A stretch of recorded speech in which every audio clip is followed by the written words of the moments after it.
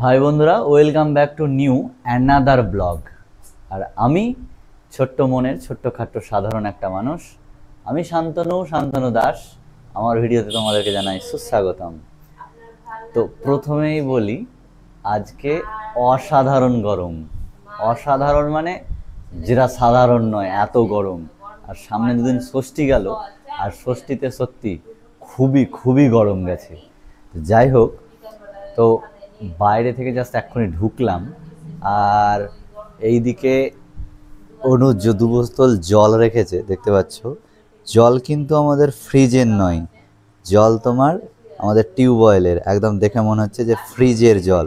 তোমরা দেখো, একদম জমে গেছে জলগুলো, মানে ঠান্ডার যে পরশ, সেই পরশটা পড়েছে জলে। হ্যাঁ, এই দেখো, দাগ কাটলে বোঝা যায়। এই যে, যাই হোক, আর আমাদের সোনু যেভাবে শুয়ে আছে, এই এই যে দেখতে পাচ্ছ, মায়ের কোলে কিভাবে ঘুমাচ্ছে। হ্যাঁ, কারণ এত গরম, এত গরম, আর এত গরম যে ওকে শুইয়ে রাখা যাচ্ছে না ঠিক করে। তোমাদেরকে তো বললাম অসম্ভব গরম। হ্যাঁ, মা ঘুমাচ্ছে সোনু? হ্যাঁ, কেন বিছানায় শোয়াওনি? গরমে যেন শুতে পারছে না। ও, বিছানায় শুতে পারছে না? ওই তোমার 10 মিনিট মতো ঘুমাচ্ছে, তো ঘুমাই না, তো বুকের উপর শুয়ে আছে। ও, এইরকম করে এখন শুয়ে আছে না? শোনা কোথায় শুয়েছিলে? এই তো বিছানায়। তো এরকম করে কি সারাক্ষণ ঘুমাতে পারবে? রাখবো, এখনই রাখবো, একটু আরাম কর। ওই যে বিছানা করেছিল, দেখতে পাচ্ছ, বিছানাতে শুতে পারছে না, জাস্ট এইভাবে শুচ্ছে। তার মানে গরম কতটা তোমরা ভাবতে পারছো। অসম্ভব গরম, অসম্ভব। আর আর এইদিকে এই যে অনু, এই যে দেখতে পাচ্ছ, ফোনে কথা বলছে। টেবিল ফ্যান চলছে আমাদের ঠান্ডাটা পাওয়ার জন্যে। হ্যাঁ, আর এখানে কিছু কলা খেয়েছে। আর মা আমাকে বললো এখানে যে কিছুটা দই আছে, জামাই ষষ্ঠীর দই। এই যে, হ্যাঁ, স্পেশাল বলে নিয়ে এসেছিলাম দইটা। এই দইটাই এখন খাবো। হ্যাঁ, আর তোমাদেরকে সেই সঙ্গে বলবো যে দইটা কতটা ভালো আমি নিয়ে এসেছিলাম। কতটা বেশি ভালো, সেটাই তোমাদেরকে এই দই ব্যাপারে বলবো। তো দইটা মা বললো খেয়ে নিতে, জামাই ষষ্ঠীর দই, তোমাদেরকে আগেই বললাম, সেটা এখন খাবো। আর সত্যি কথা বলতে দইটা একদমই ভালো ছিল না, একদমই ভালো ছিল না। হ্যাঁ, এই যে দেখতে পাচ্ছ, দই জমার কোয়ালিটি ঠিক আছে, জমেছে ভালো, হ্যাঁ, কিন্তু এর টেস্ট টেস্ট একদম ভালো নয়।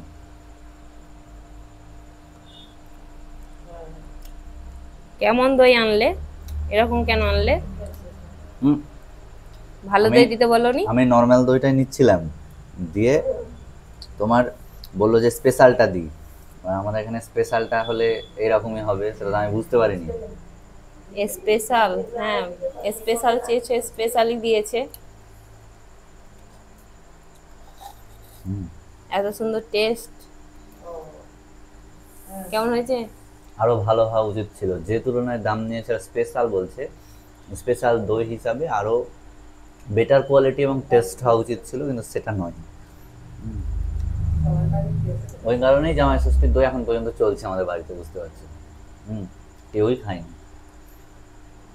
3 দিন কেউ ধরে। খায়নি বলে তুমি হাড়ি নিয়ে বসে গেছো?